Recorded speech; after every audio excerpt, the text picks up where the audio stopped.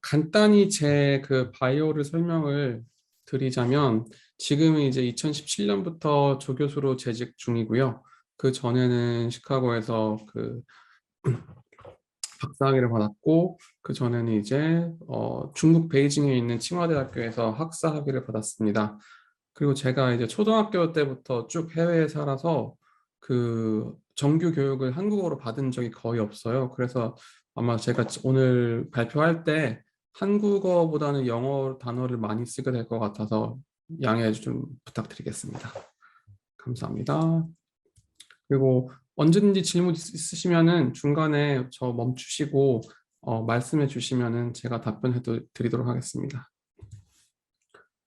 그리고 그 제가 오늘 발표하는 내용들은 지금 여기에 있는 스폰서들의 그 펀딩을 받아서 한 연구들인데 제 개인적인 견해와 의견들을 공유하는 것이고 제가 여기서 발표하는 내용은 그 스폰서들의 의견을 대변하는 게 아닙니다. 이거는 꼭 써달라고 이렇게 부탁들을 하시더라고요. 이제 이거는 제가 연구를 왜 데이터 프라이버시 이런 걸 하게 되었는지에 대한 간단한 모티베이션 중에 하나인데요. 요즘에 센서들도 많고 가전 제품들도 뭐 IoT 사물 인터넷이 많고 해서 굉장히 많은 데이터가 집계가 되고 수집이 되고 있는데요. 그 뭐 간단히 예를 들면은 뭐 냉장고도 데이터를 뭐 생성시키고 핸드폰은 말할 것도 없고 SNS에서 이런저런 활동을 할 때도 이제 저희가 하는 모든 행동들이 다 데이터로 이제 로그가 남게 되는데요. 오른쪽에 이거를 잠깐 봐주시면은 되게 놀라운 수치라고 저는 생각이 되었는데 이제 하루에 발생하는 데이터의 양인데요. 유튜브에서는 약 60억 개 비디오가 재생이 되고 그리고 인스타그램에서는 하루에 9,500만 장의 사진 혹은 비디오가 업로드되고 뭐 평균적으로 쳤을 때 모든 개개인이 150기가바이트 정도의 데이터를 발생시킨다고 합니다. 이제 이게 저희가 사용하는 컴퓨터나 뭐 핸드폰이나 아니면 모든 것들을 다 포함해서 이만큼의 데이터를 발생한다고 이제 어디서 이제 발표를 했는데요. 되게 놀랍다고 생각이 되는데 저는 어떻게 보면 또 말이 된다고 생각을 합니다. 150기가바이트가 되게 많아 보이지만 실제로 저희가 모든 것을 할 때 다 시시각각 그 시계열 데이터를 생성하고 있기 때문에 이 정도는 말이 되는 것 같고요. 이제 이 데이터들이 굉장히 많은 가치를 포함하고 있습니다. 이제 실시간으로 사용자들의 이런 데이터를 이렇게 집계하고 분석을 하게 되면은 회사 혹은 기업들 아니면 정부 이런 기관들에서는 되게 많은 베니핏을 얻을 수 있는데요. 일단은 사용자들의 정보가 실시간으로 오게 되면 여러 가지 결정을 내릴 때 사용자들의 데이터를 분석해가면서 이 인사이트를 얻으면서 그거에 기반해서 결정을 내리기 때문에 그렇게 되면은 운영 효율도 많이 높아지고 그 여러 가지 리스크도 감소할 수 있고 비용도 줄일 수 있습니다.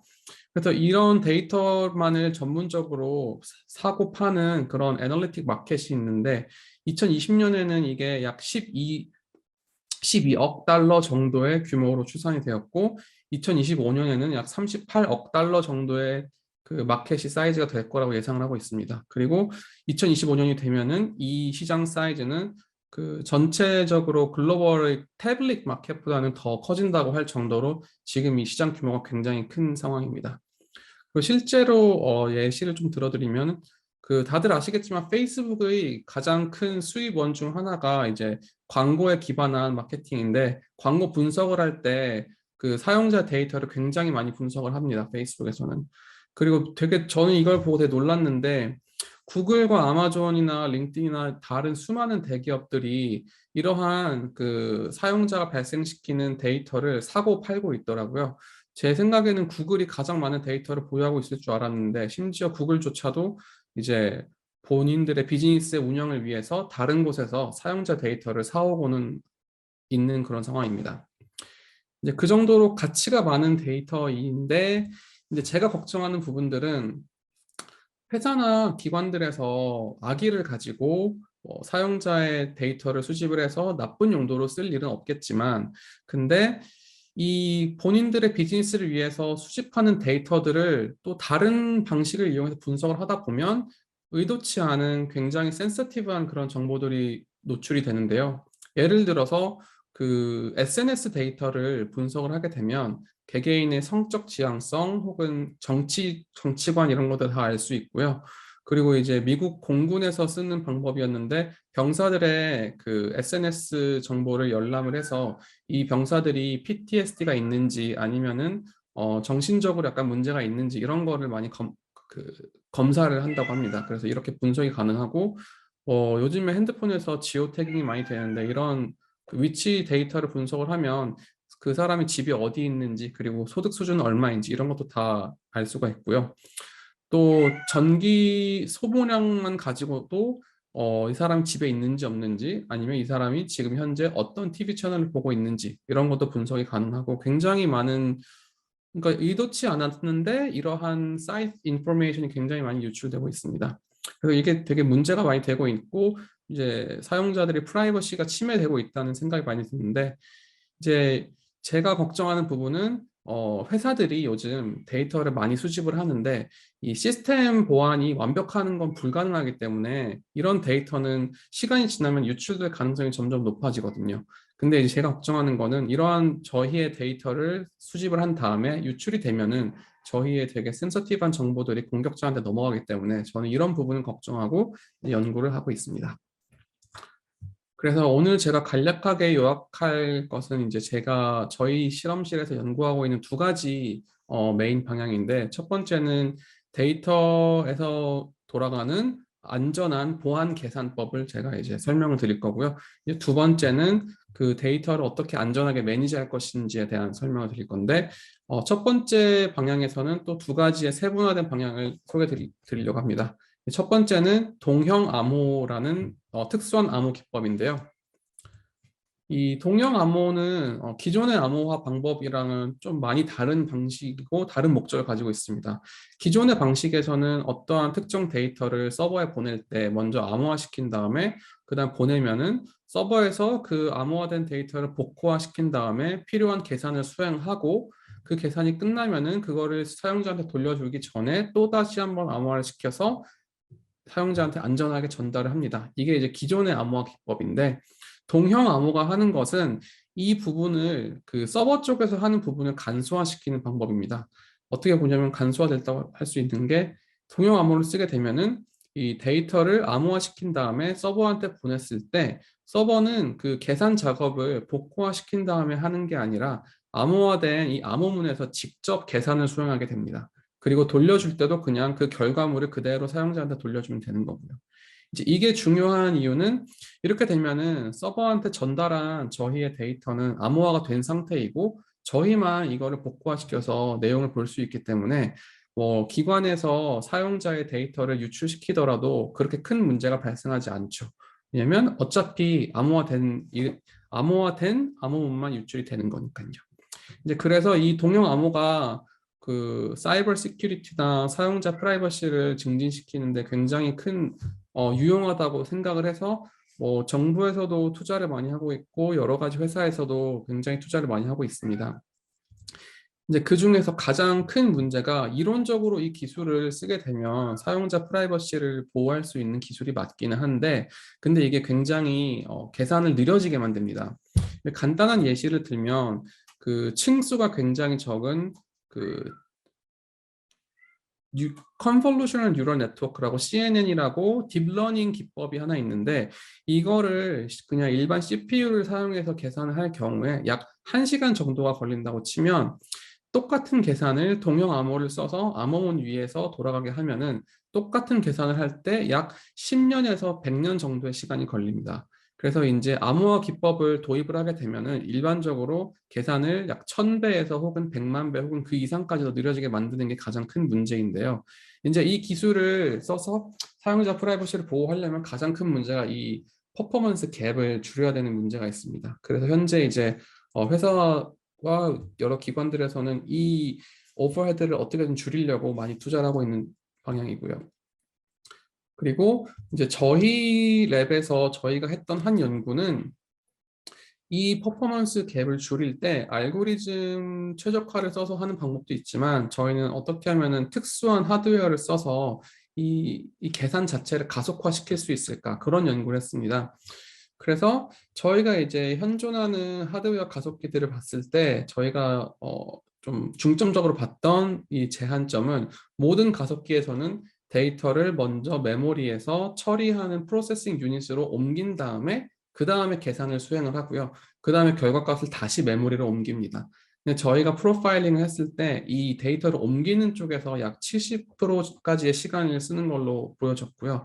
즉, 이 데이터를 움직이는 시간이 대다수의 모든 오버헤드의 약 60, 70%를 차지한다고 보여졌습니다. 그래서 이제 저희가 했던 거는 메모리에서 프로세싱 유닛으로 옮기는데 시간이 걸리니까 아예 메모리 자체에다가 저희가 특수한 서킷을 하나하나 다 추가해서 메모리 안에서 직접 계산을 수행할 수 있도록 하자. 이러면 움직이지 않고 바로 메모리에서 계산할 수 있기 때문에 이게 더 빨라지지 않을까? 이런 아이디어에서 출발했습니다. 그래서 이제 저희가 고려했던 이 특수한 하드웨어는 이 SRAM이라고 하는 건데 이거는 이제 컴퓨터 CPU에 들어가는 캐시에 들어가 있는 아주 속도가 빠른 메모리인데요. 이제 이 메모리에다가 모든 그 메모리는 뭐 일정 크기의 어레이로 이렇게 구성이 되어 있는데 각각 어레이마다 저희가 페리퍼럴 디바이스를 이렇게 추가해서 여기서 이 어레이에 데이터가 있었다면은 이거를 CPU 캐시에서 뭐 위로 올려서 레지스터까지 올려가서 계산하는 방식이 아니라 이 메모리 어레이에서 직접 계산을 할 수 있게 만드는 그런 특수한 하드웨어를 저희가 디자인했습니다. 그래서 이제 결과값만 이렇게 간단히 보여드리자면 그 여러 가지 CPU 환경에서 저희가 비교를 해보고 데이터 측정을 했을 때 가장 이 동형 암호 계산에서 가장 큰 문제가 되는 게 곱셈 연산이 가장 느립니다. 그래서 모든 그 엔드-투-엔드 애플리케이션을 봤을 때 그 계산에서 모든 전체 시간 중에서 곱셈 연산이 차지하는 시간이 90%, 95% 이상이 되기 때문에 일반적으로 이 동형 암호를 최적화시키는 연구에서는 이 곱셈 이 부분이 얼마나 더 빨라졌나 이거를 가장 많이 보곤 합니다. 근데 저희가 측정했을 때 일반 평균적으로는 약 500배에서 800배 가까이 저희가 CPU보다 더 빠르게 계산을 수행하는 걸로 나왔는데요. 이제 저희가 이 논문을 발표할 당시에는 저희 결과가 가장 빠른 결과였습니다. 그 전까지는 가장 빨랐던 게 약 200배에서 300배 정도 가까이였는데 저희는 아무래도 메모리에서 움직이는 그 데이터 움직임을 최소화시켰기 때문에 이렇게 빠른 그 엑셀러레이션이 됐다고 생각합니다. 이제 앞에 거는 이제 CPU와 비교해서 얼마나 빨라졌나를 비교한 거였고요. 이제는 현존하는 다른 하드웨어 가속기와 비교해서 저희가 얼마나 빨라졌나 이 결과를 보여드리면 어, 사실 이 논문 발표 전에 이 똑같은 특수한 하드웨어를 사용해서 가속기를 한번 만들었었는데 그때는 저희가 이제 알고리즘 최적화를 하지 않아서 그때는 굉장히 좀 하드웨어 가속기지만 좀 느린 편이었습니다. 이제 그때 1차 버전과 비교했을 때 약 500배 정도 더 빨라졌고요. 그리고 그 저희 논문 전에 이 BFV라는 동형 암호화 스킴을 가속화시킨 게 있는데 이제 FPGA를 써서 가속화시킨 논문이 있었는데 그게 가장 빠른 논문이었었고요. 그 State of the Art 논문과 비교했을 때 약 66배 정도 저희 것이 더 빨랐고요. 그리고 이 한 가지 스킴만 국한된 게 아니라 전체 동형 암호 스킴을 가속화시킨 것을 봤을 때 저희 논문 이전에 가장 빨랐던 거는 이 히악스라고 하는 논문이 있었는데 이게 마이크로소프트와 UCSD에서 공동으로 작업해서 나온 하드웨어 가속기였는데 저희가 그 가장 빠른 것과 비교했을 때 약 6배에서 7배 정도 더 빠른 결과가 나왔었고요. 그리고 GPU를 이용해서 동형 암호를 가속화하는 연구도 많은데 그것과 비교했을 때 저희 가속기는 약 30배 정도 더 빨랐습니다. 그리고 제가 이제 이 다음에 이거는 이제 하드웨어 가속을 이용해서 어떻게 동형 암호를 최적화할 수 있을까 혹은 그 오버헤드를 줄일 수 있을까에 대한 연구였고요. 두 번째는 이제 제가 개인적으로 최근에 시작했던 연구인데 하이브리드 계산법이라고 해야 되나? 이제 동형 암호와 신뢰 실행 환경이라는 그 좀 동형 암호랑 결이 다른 하드웨어를 이용해서 보안 계산을 지원하는 그러한 하드웨어 기법이 있습니다. 이제 영어로는 Trusted Execution Environment라고 하는데 TE라고 하는데 인텔에서 그 신뢰 실행 환경을 구현하기 위해서 만든 칩셋이 이 인텔 SGX라는 보안 칩셋이 있습니다. AMD도 다른 이름으로 똑같은 기능을 하는 보안 칩셋이 있고 ARM도 있고 다른 CPU도 다 있습니다.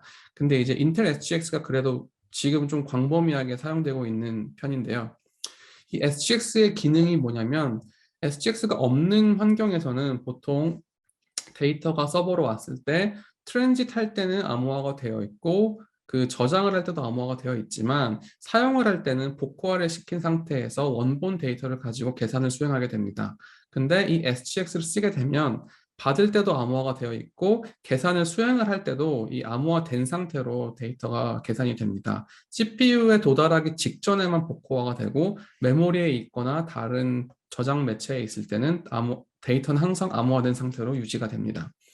그렇기 때문에 CPU를 제외한 뭐 오퍼레이팅 시스템이나 아니면 다른 서버의 다른 부분에서는 이 데이터를 열람할 수도 없고 안에 있는 코드를 건드릴 수도 없습니다. 그러한 방식으로 SGX 쓰게 되면은 안전하게 데이터에 대해서 계산을 수행할 수가 있는데요. 이제 기존에 사람들이 생각했던 거는 이 SGX를 쓰게 되면 동형 암호를 쓰는 것보다 훨씬 더 빠르게 계산을 수행할 수 있다. 이게 이제 기존에 학계에서 주로 가지고 있었던 인식이었는데 저희가 최근에 되게 흥미로운 발견을 했던 게 SGX가 동형 암호보다 더 느려질 수도 있다는 그러한 가능성을 저희가 찾았습니다. 이게 어떤 상황에서 발생하냐면 되게 수많은 사용자들이 예를 들어 100만 명 혹은 200만 명 혹은 더 많은 사용자들이 개인의 데이터를 하나하나 다 암호화시켜서 서버에 있는 SGX 안으로 보내서 그 데이터를 가지고 계산을 수행해야 될 때 하나하나 받고 하나하나 복구화 시키는데 시간이 너무 많이 걸리기 때문에 SGX를 쓰게 되면은 오히려 이 전체적으로 그 레이턴시가 늘어나는 그런 현상을 발견했습니다. 이제 오른쪽은 저희가 간단히 했던 프리리미너리 그 실험인데 윗부분을 보시면은 이제 저희가 다른 논문에서 썼던 방식인데 이 SGX와 또 다른 동형 암호의 변종을 결합을 시키면은 그냥 단순히 SGX 하나만 가지고 모든 데이터를 처리하는 것보다 더 빠르게 나오는 그런 현상을 발견했고요. 그리고 밑에 거는 그 동형 암호를 구현하는 라이브러리 중에 펠리세이드라고 하는 게 있는데 그 밑에 파란색 선은 펠리세이드를 이용해서 약 1,000만 명 정도의 사람의 데이터를 이렇게 더하는 작업을 했습니다. 되게 단순한 그냥 덧셈 작업을 하는 거고 이 위에 있는 노란색 선은 SGX를 써서 1,000만 명의 유저로부터 일일이 하나하나 다 데이터를 받고 복구화시킨 다음에 SGX 안에서 더하는 작업을 한 결과인데 되게 흥미롭게도 SGX를 쓴 게 그냥 일반 펠리세이드를 써서 동형 암호 계산을 한 것보다 약 5배 정도 느린 결과가 나왔습니다. 그래서 이러한 결과에서 봤을 때 저희가 생각했을 때는 이 SGX는 규모가 커지면 커질수록 퍼포먼스에 페널티가 있는 현상이 있기 때문에 규모가 굉장히 큰 다른 수많은 사용자로부터 데이터를 받아서 계산하는 경우에는 SGX 하나만 가지고 하는 게 아니라 SGX와 동형 암호를 결합을 해서 하이브리드로 하게 되면 더 빨라지지 않을까 하는 생각을 했습니다. 그래서 이제 이렇게 수많은 사용자가 인풋을 암호화시킨 다음에 서버에 전달할 때 저희가 컴퓨테이션을 하나하나 나눈 다음에 어떠한 것들은 SGX에서 쓰고 어떠한 것들은 동형 암호로 수행을 하고 이런 식으로 세분화해서 나눈 다음에 작업을 파이프라인으로 만든 다음에 작업을 수행해 봤습니다. 그랬더니 저희가 예상한 대로 SGX 하나를 쓰는 것보다 SGX와 동형 암호를 결합해서 각각 가장 빠른 방식으로 수행을 해서 최종 결과를 내는 게 더 빠르다고 나왔는데요. 이 빨간색 선은 SGX만을 써서 했을 때 걸리는 시간이었고요. 이 파란색과 이 녹색 그리고 이 분홍색 선은 저희가 이제 결합한 하이브리드 방식인데 파란색은 싱글 스레드일 경우였고 이 녹색은 멀티 스레드를 썼을 경우에 나오는 결과고 이 분홍색은 GPU를 썼다 가정했을 때 얼마나 빨라졌을까 예측한 결과입니다. 이 모든 상황에서 SGX 하나를 쓴 것보다 더 빠른 결과가 나왔습니다. 그리고 이제 제 마지막 연구는 블록체인과 관련된 연구인데요. 제가 하는 연구는 그 계산보다는 데이터를 어떻게 매니지할 수 있을까에 대한 문제였는데요.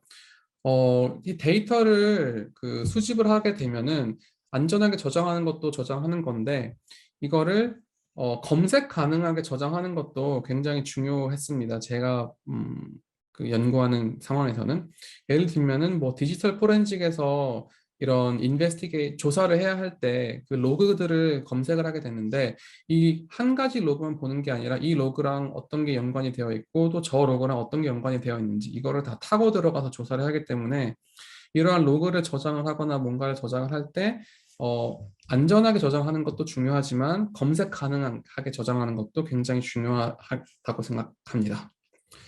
그래서 이제 저희가 기존의 논문들을 봤을 때 블록체인을 이용해서 안전하게 데이터 쉐어링 하는 것도 있었고 블록체인을 이용해서 서플라이 체인을 이렇게 모니터하는 논문도 많았고 심지어는 블록체인을 이용해서 개인의 히스토리 뭐 사고 기록 뭐 신용 히스토리 이런 거를 그 저장하는 논문들이 굉장히 많았는데 대다수의 경우에는 이 블록체인의 템포럴 프루프니스를 이용해서 안전하게 저장하는 데만 포커스를 맞추고 어떻게 해야지 데이터를 검색하고 액세스할 수 있는지에 대한 연구는 많이 없었습니다.